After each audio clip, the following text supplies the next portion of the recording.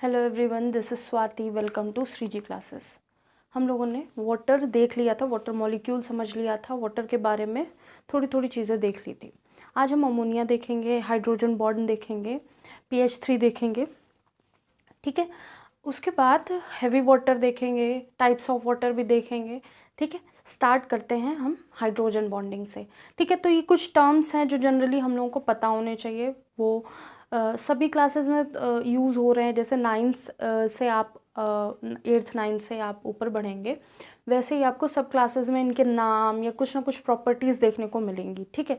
तो वाटर करा दिया था, वाटर के टाइप्स अभी बाकी हैं, तो ये सारी चीज़ें सीक्वेंस में करते हुए चलते हैं। तो आज हम बात करेंगे फर्स्ट H बॉन्डिंग या हाइड्रोजन बॉन्डिंग।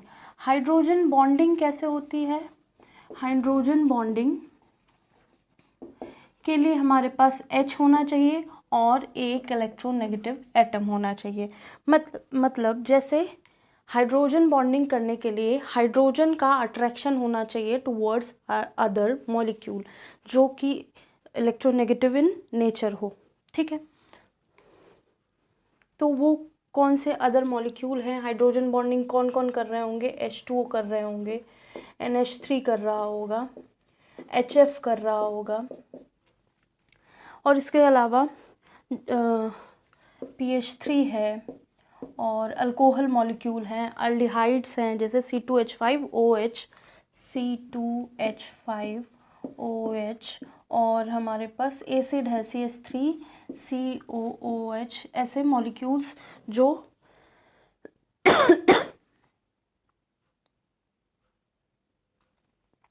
ठीक है। तो यहाँ पे H बॉन्डिंग कौन कौन बना पा रहा है? H2O बना रहा है, NH3 बना रहा है, HF बना रहा है। pH3 नहीं बना पाएगा क्योंकि pH जो है इलेक्ट्रोनेगेटिव मॉलिक्यूल नहीं है, तो ये pH3 नहीं बनाएगा। और अल्कोहल बना सकता है, एसिड बना सकता है, कीटोन भी नहीं बनाएगा। कीटोन अगर ध्यान में आए कि कीटोन भी होता है कैसे, CH3 double bond O CH3। अगर ऐसा कोई मॉलिक्यूल है जहाँ पे CO ग्रुप बीच में है और इधर इधर ब्रांचेस हैं, तो ऐसा भी मॉलिक्यूल हाइड्रोजन बॉन्डिंग नहीं बना पाएगा। तो हाइड्रोजन क्या है? Hydrogen is most hydrogen is most electropositive element. तो लिखेंगे हाइड्रोजन इज मोस्ट इलेक्ट्रोपॉजिटिव, ठीक है, एलिमेंट। तो ये मोस्ट इलेक्ट्रोपॉजिटिव एलिमेंट है जो क्या करेगा? अट्रैक्ट करेगा मोस्ट इलेक्ट्रोनेगेटिव एलिमेंट की तरफ, ठीक है। तो H bond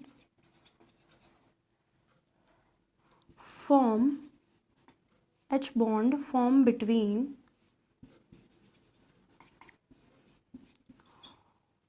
H and most electronegative element,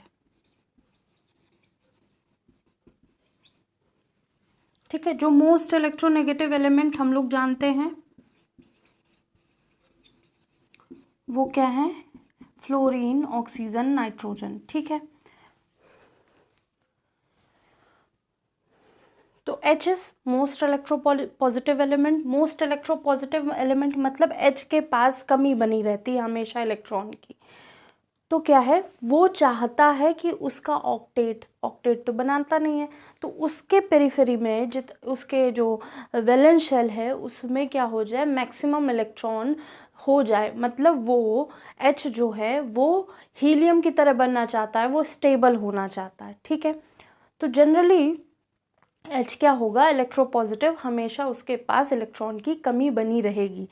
या तो H के फॉर्म में आ रहा होगा या कहीं ना कहीं से ब्रेक होके H+ के फॉर्म में आ रहा होगा, H3O+ के फॉर्म में होगा या H के फॉर्म में होगा। तो ये हो सब में क्या है?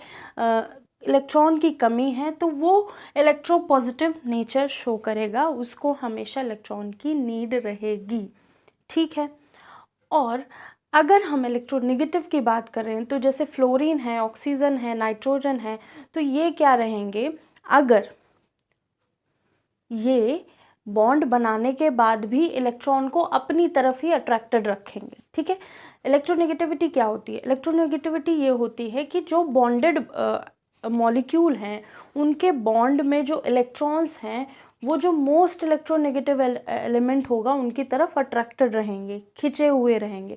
अगर हमने बताया NH3, जैसे NH3 ने बॉन्ड बनाया, NH3 के आउटर मोस्ट शेल पे 5 इलेक्ट्रॉन थे, 1 2 3 4 5, इसको 3 की नीड थी तो इसने H के साथ इलेक्ट्रॉन लिए एक एक, तो H को 2 इलेक्ट्रॉन मिल गए और N को 3 इलेक्ट्रॉन मिल गए।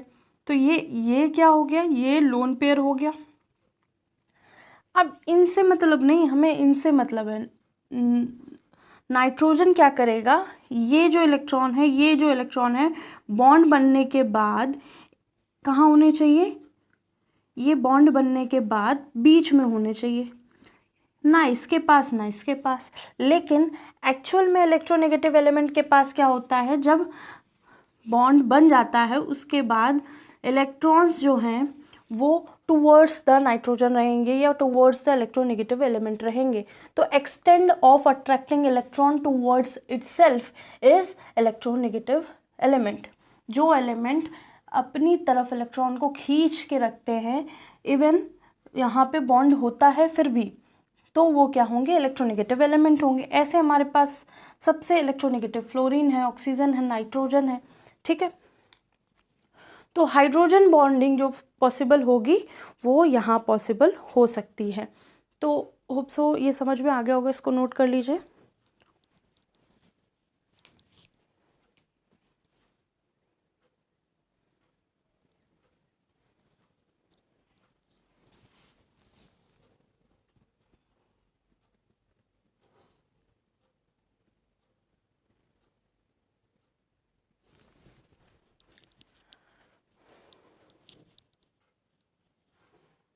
तो अब जो H बॉन्डिंग बना रहे हैं, जो लोग हाइड्रोजन बॉन्डिंग बना रहे हैं, वो हम लोगों ने एग्जांपल लिखे थे, जैसे H2O है, NH3 है, HF है, और PH3 तो नहीं था, हमने पता नहीं क्यों बोल दिया उसको।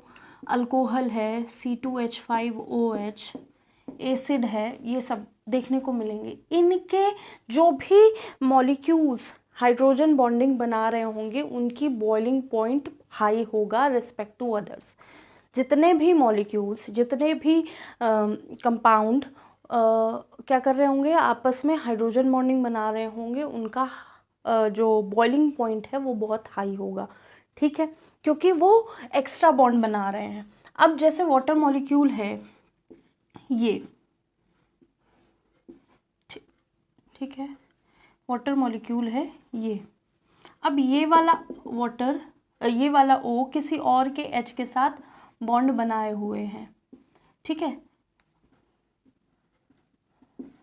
और ये वाला O किसी और के H के साथ बॉन्ड बनाए हुए हैं, और ये वाले H किसी और के O के साथ बॉन्ड बनाए हुए हैं, ये वाला H किसी और के O के साथ बॉन्ड बनाए हुए हैं। तो ये कुछ इस तरह से बॉन्ड बन रहा होगा, हाइड्रोजन बॉन्ड डॉटेड बॉन्ड है। ठीक है, तो इस तरह से बॉन्ड बना रहे हैं। और ये क्या है कि एक्चुअल में मॉलिक्यूल में ये बॉन्ड होते हैं, लेकिन ये बॉन्ड भी आ गया। अब जो बॉइलिंग पॉइंट क्या कर, बॉइलिंग या हम कहेंगे किसी को बॉईल कर रहे हैं, इसको हम वाटर को बॉईल करेंगे, तो वाटर को क्या करेगा, पहले ये बॉन्ड ब्रेक करेगा, या ये बॉन्ड ब्रेक होगा, ये बॉन्ड ब्रेक होगा। ठीक है, तो अब हमें पता है कि वाटर मॉलिक्यूल को हम बॉईल कर रहे हैं तो वाटर ही मॉलिक्यूल में जाएगा। ठीक है, अगर हम इसको बॉईल कर दें, लिक्विड फॉर्म में है, इसको हीट करके वेपर फॉर्म में बनाएं, तो वेपर फॉर्म में ही वाटर का मॉलिक्यूल रहेगा। ठीक है, रहेगा। अब एक वाटर मॉलिक्यूल दूसरे वाटर मॉलिक्यूल से हाइड्रोजन बॉन्ड से जुड़ा हुआ है, तो ये वाले बॉन्ड तो ब्रेक नहीं होंगे, ब्रेक ये वाले बॉन्ड होंगे। ठीक है, अब जैसे PH3 है, इसके साथ एक और PH3, मतलब बहुत सारे PH3 ले रखे हैं हमने इसको हीट किया तो ये जल्दी हीट हो जाएगा क्योंकि इनके बीच में कोई एक्स्ट्रा बॉन्ड ही नहीं है, ठीक है। कोई आप एक pH3 से दूसरे pH3 में हो सकता है थोड़ा बहुत वंडरवॉल इंटरेक्शन हो, लेकिन और कोई बॉन्ड देखने को नहीं मिलेगा, ठीक है। थोड़ा सा अट्रैक्शन हो सकता है उनके न्यूक्लियस के बीच में और बाकी कोई देखने को नहीं मिलेगा। उनको हीट करेंगे इजीली ये वेपराइज हो जाएंगे, जितना यहाँ हमको एनर्जी देनी पड़ेगी उससे कम एनर्जी में, ठीक है। तो ये हो गया हाइड्रोजन बॉन्डिंग कैसे बनती है। तो ये बन गई H2O की। HF की अगर हम देखना चाहें तो ये है HF बॉन्ड, ये F किसी H से जुड़ा होगा, फिर ये F किसी H से जुड़ा होगा। तो ये क्या है, ये H इससे भी बॉन्डेड है और थोड़ा थोड़ा इससे भी बॉन्डेड है, ठीक है। तो ये ऐसे सोन बढ़ जाता है, ठीक है। तो H2O भी ऐसे बना रहा है, HF3 भी बना रहा है, HF भी बना रहा है, NH3 भी बना रहा है। और अगर हम अल्कोहल की बात करें,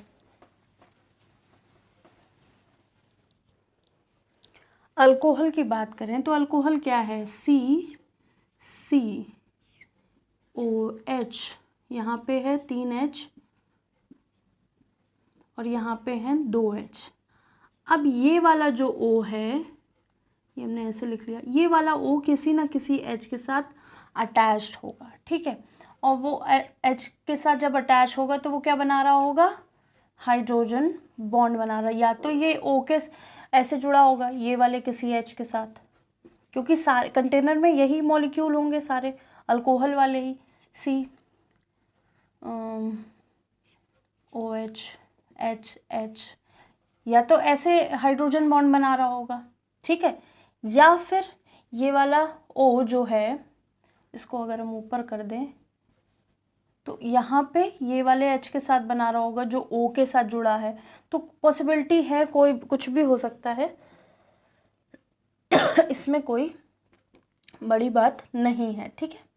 C2H5 ये ऐसे भी बना सकता है, इस वाले H के साथ भी तो इसमें ज़्यादा हाइड्रोजन बॉन्डिंग देखने को मिलेगी। तो क्या होगा, अल्कोहल में भी हाइड्रोजन बॉन्डिंग प्रेजेंट होती है, तो इसकी भी बॉइलिंग पॉइंट हाई होगी रिस्पेक्ट टू अदर सॉल्यूशंस या अदर कंपाउंड्स, ठीक है। अब हम बात करेंगे ammonia, that is NH3। NH3 क्या है, वो मॉलिक्यूल कैसा बना हुआ है, उसका स्ट्रक्चर कैसा है, दूसरा वहाँ पे उसकी स्मेल कैसी है, ये सब बात करेंगे।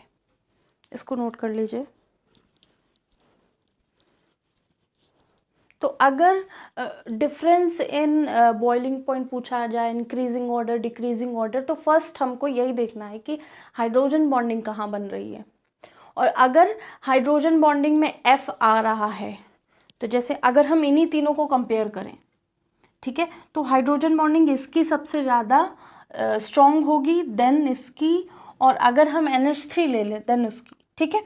तो सबसे ज़्यादा बॉइलिंग पॉइंट क्या होगा, इसका होगा, देन इसका, अगर NH3 भी होगा तो लास्ट में उसका, ठीक है। तो उस हिसाब से देखेंगे, अगर हाइड्रोजन बॉन्डिंग नहीं है तो वहाँ पे बॉइलिंग पॉइंट जो टेम्परेचर है वो कम होगा। होप सो नोट कर लिया होगा। इसको रब करते हैं, NH3 की बात करते हैं।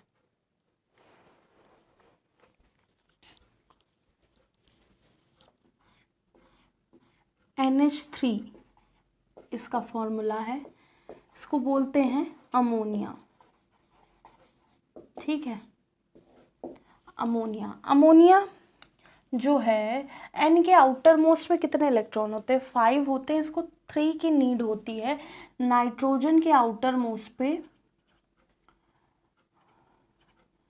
5 इलेक्ट्रॉन होते हैं, ठीक है, इसको 3 की नीड होती है, तो ये 3 H के साथ बॉन्ड बना लेता है, ठीक है। तो H के पास भी एक एक इलेक्ट्रॉन होते हैं, इस तरह से नाइट्रोजन का ऑक्टेट फुलफिल हो जाता है। जो भी ऑक्टेट रूल की बात होती है, जो भी स्टेबिलिटी पाने की बात होती है, वो और तरीक़ों से भी होती है, एनर्जी चेंज करके, सिमेट्री देखकर और तरीक़ों से भी होती है। लेकिन जब हम फर्स्ट और सेकेंड पीरियड की बात करते हैं, ठीक है, फर्स्ट और सेकेंड पीरियड में जनरली हम लोग ऑक्टेट रूल ही देख रहे होते हैं, ठीक है। फर्स्ट में क्या देख रहे होंगे, हाइड्रोजन हीलियम की तरह बनना चाहता है, ठीक है।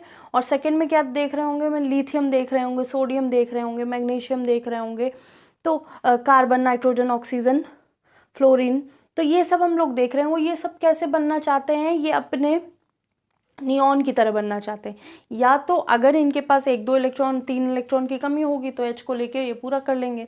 अगर इनके पास ज़्यादा 7 इलेक्ट्रॉन की कमी हुई तो ये क्या करेंगे, ये 1 इलेक्ट्रॉन डोनेट करके कुछ ना कुछ कर देंगे।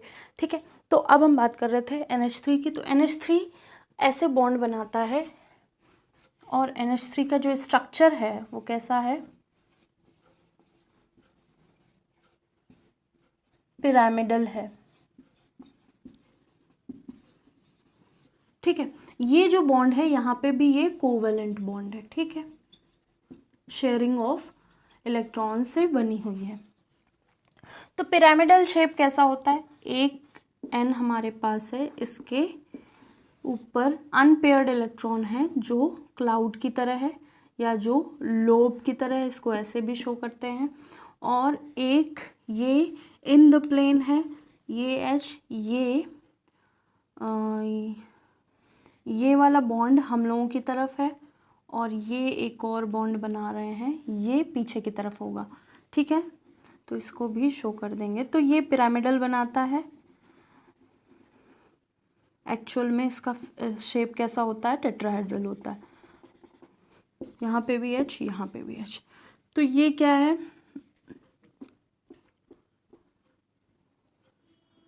तो ये बॉन्ड पीछे की तरफ है, ये हमारा जो सॉलिड बॉन्ड है ये आगे की तरफ।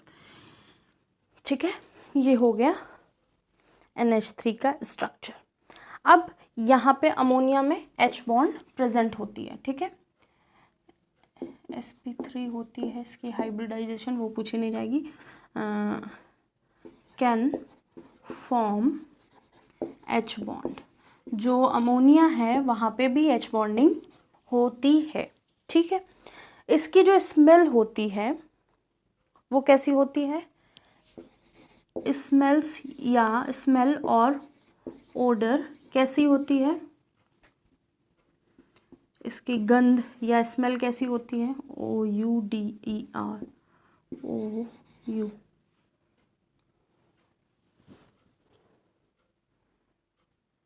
ओडर ODER होती है।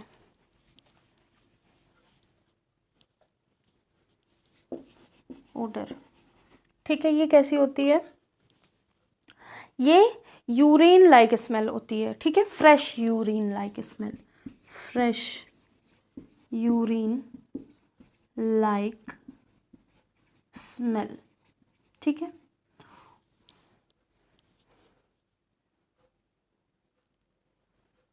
और जो यूरिन में स्मेल होती है हम लोग अमोनियोटेलिक हैं, क्योंकि यूरिन में क्या है, अमोनिया की प्रेजेंस है। तो जो ह्यूमन बॉडी है वो जो एक्सक्रीट करती है वो क्या, अमोनिया एक्सक्रीट करती है, जिसकी वजह से जो हम लोगों की यूरिन है वो कैसी, उसकी जो स्मेल आती है वो अमोनिया जैसी होती है। ठीक है, अब अमोनिया का क्या बनता है, अमोनिया का यूरिया बनता है। Ammonia used in making of urea. ठीक है, वो यूरिया में उसका परसेंटेज कितना होता है, 46% NH3 होता है यूरिया को बनाने में। ठीक है, मतलब यूरिया खाद जो होती है ना उसको बनाने के लिए। फिर जो अब पहले तो CFC यूज़ करी जाती थी रेफ्रिजरेंट में या फ्रिजेस में या AC में टेम्परेचर को कम करने के लिए, लेकिन अब जो है अमोनिया यूज़ करी जाती है। ठीक है, अमोनिया बहुत ठंडी होती है, उसको एज अ सब्सटीट्यूट यूज़ किया जाता है CFCs की जगह। CFC क्या थे, CFC एक मॉलिक्यूल 1,00,000 ओजोन मॉलिक्यूल्स को ब्रेक करके हमारी जो ओजोन लेयर है उसमें होल क्रिएट कर सकता है। ठीक है, और होल हो भी गया है हमारी ओजोन लेयर में। होल का मतलब क्या होता है, जो लेयर होती है ओजोन लेयर वो पतली हो जाती है एक पर्टिकुलर स्पॉट पे या एक पर्टिकुलर एरिया पे। ठीक है, तो अगर हम पहले जो CFCs यूज़ कर रहे थे, क्लोरोफ्लोरोकार्बन्स, रेफ्रिजरेंट में, ACs में, या फिर जो भी कूलिंग सब्सटेंस हम लोग यूज़ कर रहे थे, और भी चीज़ें थी। ठीक है, स्प्रे वगैरह में पड़ता था, जो बॉडी स्प्रे थे उनमें। तो इन सब को रोक के अब फ्रिजेस और एसीज में क्या यूज़ करने लगे हैं हम लोग, लिक्विड अमोनिया। तो इसको लिखेंगे liquid ammonia is used in refrigerant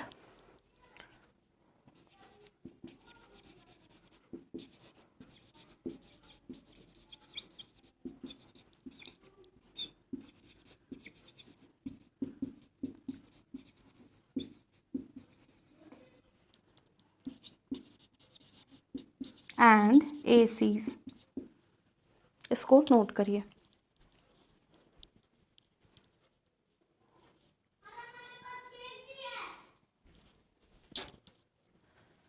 तो अमोनिया जो है उसको प्लांट डायरेक्टली अपनी बॉडी में नहीं कंज्यूम कर सकते हैं, सॉरी, नाइट्रोजन जो है वो प्लांट डायरेक्टली नहीं ले सकते हैं अपनी बॉडी में, ठीक है, और उसको कन्वर्ट नहीं कर सकते। तो इसके लिए प्लांट के जो जड़ें होती हैं, दाल वाल के जो प्लांट होते हैं उनमें ऐसे नोड्स बने होते हैं, ठीक है, राइजोबियम होता है इनमें, और वो क्या करता है, एनवायरनमेंट से नाइट्रोजन लेके अमोनिया में चेंज करता है, जिसकी वजह से जो हमारी लेंटिल्स या दालों वाले पेड़ होते हैं वहाँ पे भी बहुत बड़ा रोल होता है अमोनिया का। हमारी सॉइल में अमोनिया को क्या करते हैं, एक तरह से जैसे इम्बेड करते हैं, या फिर कह सकते हैं जैसे बॉडी है, जैसे ये सॉइल है, सॉइल में इसको अंदर इसका परसेंटेज इंक्रीज करते हैं, किसका, अमोनिया का। प्लांट्स, लेगुमिनस प्लांट्स होते हैं वो। तो अमोनिया तो हम लोग देख चुके हैं पूरी चीज़। अब इसमें इससे ज़्यादा इस लेवल पे नहीं है। और हाँ, अमोनिया बनाया किससे जाता है, हैबर प्रोसेस से, making of ammonia bye Haber process, ठीक है, हैबर प्रोसेस से बनाया जाता है, ठीक है। ये थोड़ी थोड़ी चीज़ें होती हैं, ये 10th लेवल तक होती हैं, तो इसको नोट कर लीजिए। होप सो नोट भी हो गया होगा। अब हम बात करेंगे फॉस्फीन की, PH3 फॉस्फीन। अब हम बात करेंगे फॉस्फीन की। क्या है, फॉस्फीन। और फॉस्फीन क्या है, एक बहुत ही हाईली टॉक्सिक गैस है, ठीक है। फॉस्फीन जो है बहुत ही टॉक्सिक गैस है। इसको लैब में यूज़ करते हैं कभी कभी, और ये भी अमोनिया की तरह बिहेव करती है, ठीक है। इसको फॉस्फीन या फॉस्फेन कहते हैं, फॉस्फीन या फॉस्फेन कहते हैं, ठीक है। IUPAC नेम फॉस्फेन होता है। तो अब इसका फॉर्मूला क्या है, PH3, ठीक है। इसका भी स्ट्रक्चर पिरामिडल ही होगा। इसको लिख लेंगे, एक होती है फॉस्जीन, COCl2, इसको लिखेंगे फॉस्जीन। ये हाईली टॉक्सिक गैस होती है। इसको हिटलर यूज़ करता था वर्ल्ड वॉर नहीं, हाँ, हिटलर यूज़ करता था, ठीक है, लोगों को मारने के लिए।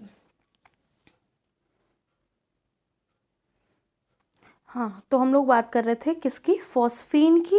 इसका फॉर्मूला PH3 है। ये भी ऐसे जैसे नाइट्रोजन बना होता है वैसे ही बना होता है, पिरामिडल शेप होता है, पिरामिडल शेप का होता है, ठीक है। ये कैसा होता है, टॉक्सिक इन नेचर होता है।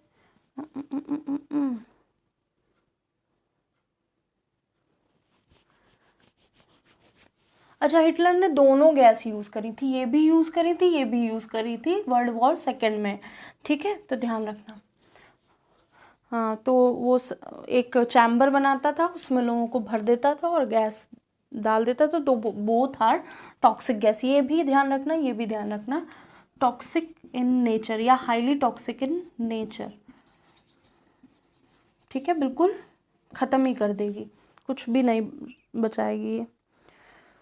फ्लेमेबल होती है, कलरलेस होती है, कलरलेस होती है, फ्लेमेबल मतलब जला सकती है, जल सकती है।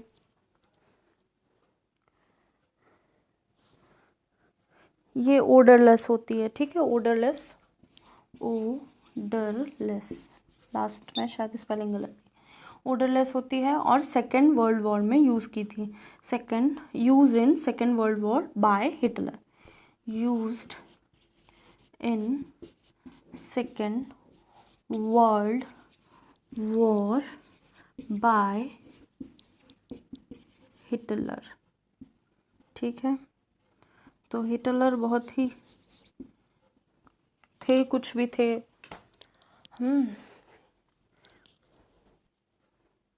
और यहाँ पे भी, इसमें भी क्या होगा, एक बल्क होगा, उसमें 2 अनपेयर्ड इलेक्ट्रॉन।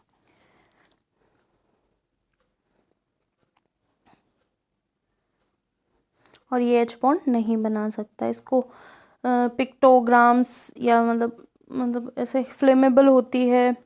और क्या कहते हैं, जैसे जो पिक्टोग्राम मतलब अगर वो बनाते हैं, जैसे कोई गैस है तो उसके ऊपर ये सब तो लिखेंगे, टॉक्सिक है, कलरलेस है, फ्लेमेबल है, ओडरलेस है, ये सब तो लिखेंगे। लेकिन साथ में क्या होता है, पिक्टोग्राम बना देते हैं, कैसा, ऐसे ऐसे ऐसे बने होते हैं। यहाँ पे क्या होता है, ऐसे ऐसे आग बना देते हैं, ऐसे फेस बना के ऐसे क्रॉस कर देते हैं। तो ये सब चीज़ें करते हैं, वो सब भी दिखा होता, ऐसी गैसों के ऊपर बना होता है, ठीक है। तो बस इसके बारे में इतना ही जानना था। और इसकी रिएक्शन कुछ नहीं होती है, ठीक है, इतना पता होना चाहिए कि फॉस्फीन और फॉस्जीन अलग अलग गैस हैं। और अब हम बात करेंगे क्लोरोफॉर्म की, ठीक है। इसको नोट कर लिया होगा, इसमें ज़्यादा कुछ नहीं था। फिगर पता होना चाहिए, शेप पता होना चाहिए, कैसा नेचर है, कैसा यूज़ है, कहाँ कहाँ यूज़ किया गया है इसको। मासेस को मारने के लिए सेकेंड वर्ल्ड वॉर में यूज़ किया गया था। तो होप सो लिख लिया होगा, इसको रब करते हैं। तो अब बात आएगी क्लोरोफॉर्म की। क्लोरोफॉर्म क्या होता है, एनेस्थेटिक इन नेचर होता है क्लोरोफॉर्म, ठीक है।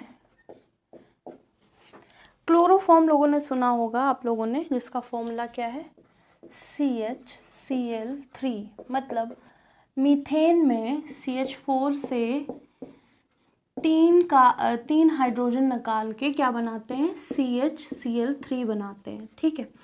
अब क्लोरोफॉर्म जो था कैसा है, जो क्लोरोफॉर्म है वो एनेस्थेटिक इन नेचर, एनेस्थेटिक मतलब बेहोशी में काम आता है। अब जैसे ऑपरेशन होता है, पहले होता था तो पूरी बॉडी, मतलब एनेस्थीसिया इंजेक्शन के थ्रू इंजेक्ट किया जाता था बॉडी पे। अब क्या हो गया, पूरी बॉडी क्या हो गई, एक वो मतलब स्लो मोड में या फ्लाइट मोड में चली गई बॉडी, ठीक है। मतलब सेंस नहीं रहता बॉडी में, ठीक है। जब बॉडी में सेंस नहीं रहेगा तो हम जो ऑपरेट करना चाहते हैं वो ऑपरेट कर लेते हैं। लेकिन एनेस्थीसिया थोड़ा सा टॉक्सिक इन नेचर होता है। इसको ब्राउन बॉटल में भर के रखा जाता है, ब्राउन बॉटल में भर के रखा जाता है क्योंकि ये सनलाइट से रिएक्ट कर जाती है। ऐसी बॉटल्स लैब में आपने वो देखी होंगी, ब्राउन कलर की होती है। इसको कॉर्क से ढक के रखा जाता है और पूरा फिल किया जाता है, ऊपर तक फिल किया जाता है, कोई गैप नहीं छोड़ा जाता है। इसलिए क्योंकि अगर गैप रहेगा तो वहाँ एयर आ जाएगी तो वो फॉस्जीन गैस बना लेगा जो हाईली टॉक्सिक इन नेचर होती है, जिसकी बात हमने अभी 2 मिनट पहले की थी, क्योंकि वो फॉस्फीन और फॉस्जीन दोनों वर्ल्ड वॉर सेकेंड में यूज़ करी गई थी बाय द हिटलर, ठीक है।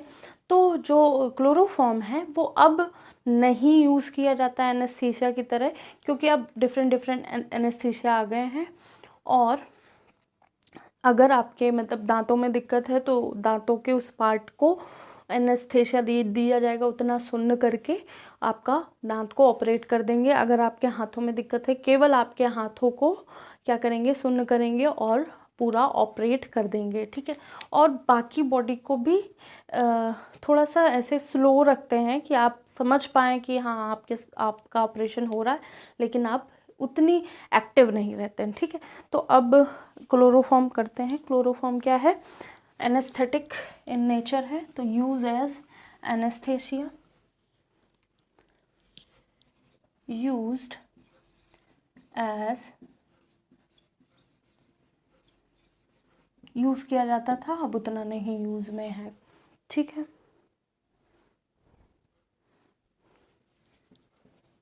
केप्ट इन ब्राउन बॉटल, इसको ब्राउन बॉटल में रखा जाता है। फिर तो इसको लिख सकते हैं highly reactive in presence of sunlight and form phosgene gas. ठीक है, इसलिए इसको ब्राउन बोतल में रखा जाता है। टॉक्सिक इन नेचर है, पहले बोल दिया, टॉक्सिक इन नेचर, जहरीली है।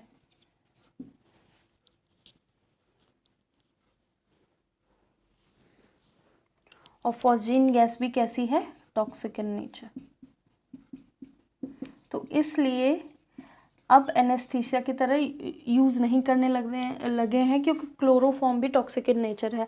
अब कभी कभी ऐसा था ना, ऑपरेशन में ऑपरेशन हुआ किसी का, बॉडी में कुछ सर्जरी हुई या कुछ ऑपरेट किया गया, एनेस्थीसिया दिया गया और वो उठे ही नहीं, तो वो कंडीशन हो जाती थी, इसलिए अब ये नहीं दिया जाता है। तो ये क्या करता है, highly reactive in presence of heat and O2 to form phosgene gas. तो क्या है, क्लोरोफॉर्म जो है CaCl3, O2 दिया जाता है, O2 प्रेजेंस होनी चाहिए, हीट होनी चाहिए, तो ये क्या बन जाएगा, फॉस्जीन गैस बन जाएगा COCl2, ये बना लेगा। ठीक है, अब एक CaOCl2 देखा होगा, CaOCl2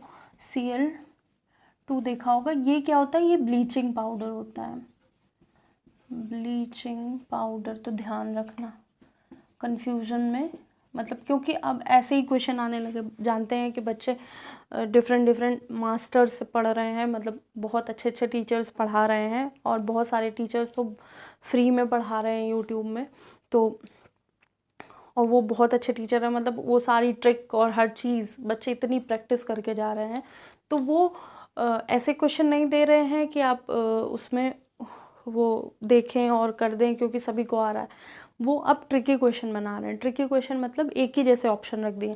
अब देखिए, आपने ये याद करके गए फॉस्जीन गैस ये होती है, ठीक है, और अगर आपको पहले वो दिख गया तो आपने ध्यान नहीं दिया, Ca भी लिखा है, वो टिक करके चले आए तो गलत हो गए। तो ऐसा होता है सबके साथ, हम लोगों के साथ भी होता है, आपके साथ भी हो सकता है, तो इसका ध्यान रखिएगा।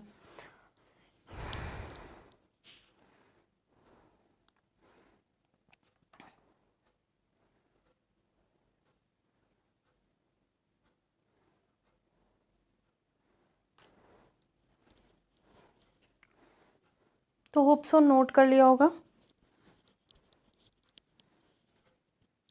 इसको भी रब करते हैं। अब एक दो टर्म हैं वो देख लेते हैं, उनके नाम हम देख लेते हैं, फिर क्लास फिनिश करते हैं। नेक्स्ट है टर्म यूरिया। इसका कुछ ज़्यादा नहीं पढ़ना आप लोगों को। यूरिया, इसका फॉर्मूला देख लिए NH2, फिर बीच में क्या होगा CO, फिर NH2, ये है इसका फॉर्मूला। ठीक है, ये वोलर नाम था, वोलर, ठीक है, वोलर। अब इसको प्रोनाउंशिएट करें, डिस्कवर्ड बाय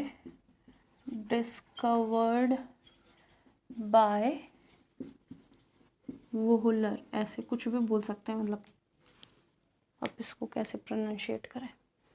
ठीक है, तो ये फर्स्ट ऑर्गेनिक कंपाउंड है जो लैब में बना था, फर्स्ट ऑर्गेनिक कंपाउंड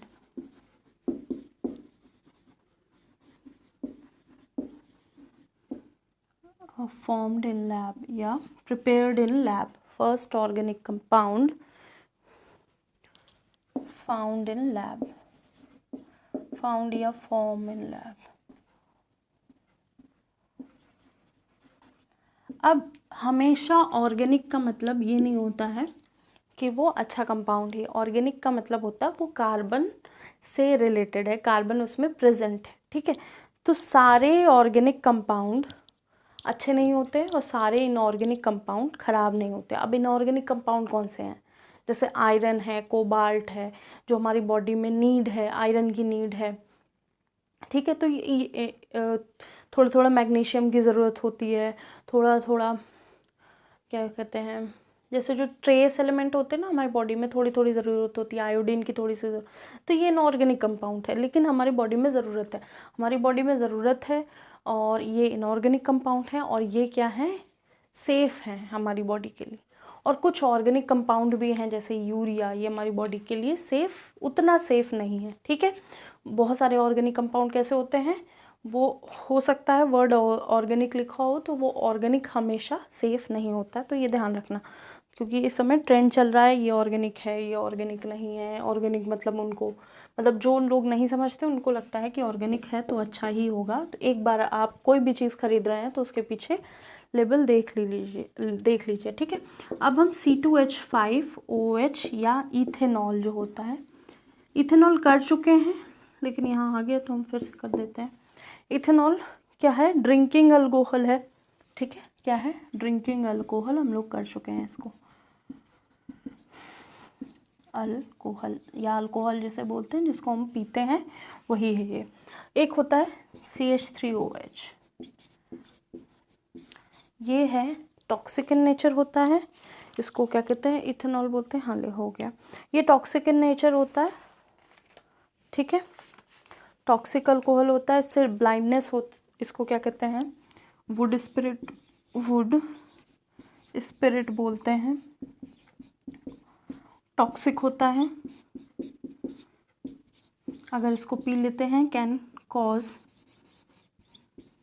ब्लाइंडनेस और डेथ। अब क्या है कि जो मिथेनॉल है, इसको बोलते हैं मीथेनॉल है, ये अल्कोहल को डीनेचर्ड करने में या इसको ख़राब करने में या इसका मिक्स करके लोगों को, क्योंकि इथेनॉल क्या है, वुड स्पिरिट है, वो बहुत सस्ते में मिल जाता है, ठीक है। और इथेनॉल है, इसका थोड़ा लंबा प्रोसेस है। तो अब क्या करते हैं कि जो जैसे नहीं कहते कच्ची शराब या ऐसे कुछ बोलते हैं, तो वो कैसी होती है, वो स्मेल बहुत करती है, ठीक है। अब जो लोग अफोर्ड कर सकते हैं वो हाई क्वालिटी की अल्कोहल कंज्यूम करते हैं, ठीक है। जो अफोर्ड नहीं कर सकते लेकिन उनको पीना है, ठीक है, तो वो क्या करते हैं, वो कैसी भी पी लेते हैं, कैसी भी अल्कोहल मिल जाए उनको पी लेते हैं। उनको स्मेल से मतलब नहीं, उनको किसी चीज़ से मतलब नहीं।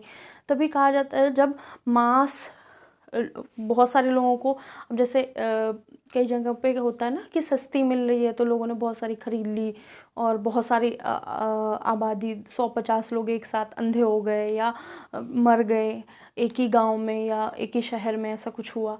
तो वो क्या होता है, अल्कोहल में, इथेनॉल में मीथेनॉल मिक्स करके बेच देते हैं सस्ते में, ठीक है। तो लोग जो नहीं समझ पाते हैं या फिर वो कैसे होते हैं, उनको बस क्वालिटी से मतलब नहीं है, उनको बस अमाउंट से मतलब है कि 10 रुपये 20 रुपये 50 रुपये में मिल रही है हमको, और उन्होंने कंज्यूम करी, फिर वो पूरा बॉडी थोड़ी देर में क्या होता है, नर्वस सिस्टम डैमेज कर देती है, हमें आँखों से दिखना बंद हो जाता है और डेथ होने के चांसेस बहुत ज़्यादा होते हैं। तो ये हो गई अल्कोहल, वुड स्पिरिट की बात हो चुकी है, और यूरिया हो गया है। अब हम जो नेक्स्ट बात करेंगे वो टाइप्स ऑफ वाटर की बात करेंगे, ठीक है। वो नेक्स्ट टर्न पे होगा, types of water, permanent hardness और ये हैवी वाटर, इन सब की बात करेंगे।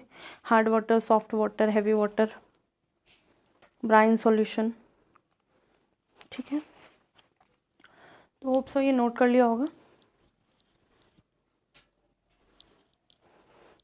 तो ये जो छोटे छोटे टर्म होते हैं वो आने चाहिए, वो कभी ना कभी हम लोगों ने पढ़े होते हैं, हो सकता है माइंड से स्किप कर जाते हैं तो हम लोगों को दिक्कत होती है। ठीक है, तो ध्यान में रहेंगे, आप रिवीजन की तरह इस क्लास को देख सकते हैं, क्योंकि ज़्यादातर चीज़ें वन लाइनर चल रही हैं जनरल केमिस्ट्री में भी और जनरल फिज़िक्स में भी। ठीक है, और दोनों की प्लेलिस्ट बने हैं, 5 to 6 चैप्टर्स कंप्लीट हो चुके हैं दोनों में, आप चाहें तो देख सकते हैं। और प्लेलिस्ट बनी हुई है क्लास 11 की, क्लास 12 की केमिस्ट्री भी 4-4, 5-5 चैप्टर ख़त्म हो चुके हैं, आप चाहें तो देख सकते हैं। आज के लिए इतना ही।